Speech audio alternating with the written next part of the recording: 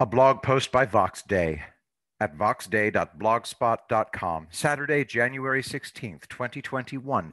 Greatness or ignominy?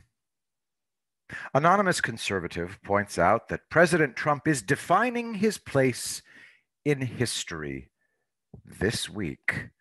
Quote, Trump will either be remembered for all time as the greatest leader in all of history, who went on to save the greatest nation in the world against all odds from the worst traitors the world has ever seen, or he will be remembered as a leader who went all the way up to the finish line and then, through betrayal by AIDS or defeat by the enemy, heartbreakingly failed to make it over the finish line and allowed the greatest, freest nation in the world to fall, probably more spectacularly than any nation in history ever has.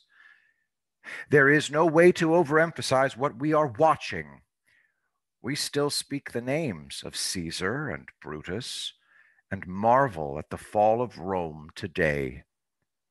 Someday, it is entirely possible, likely even, that the events we are witnessing firsthand will dwarf the story of Rome and every other empire in the history books.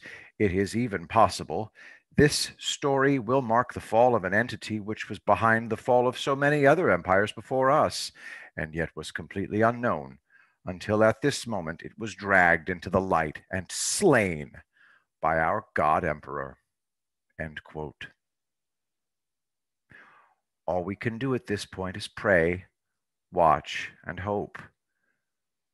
But I think we have a pretty good idea what path the God Emperor has chosen at this point, given what U.S. troops were doing last night in Washington, D.C. Quote, they are stopping every car trying to get out of city on 23rd Street, asking for ID, end quote.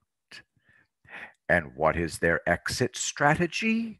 Quote, more than 20,000 National Guardsmen are expected to deploy to the nation's capital to provide additional security during President-elect Joe Biden's inauguration on January 20th.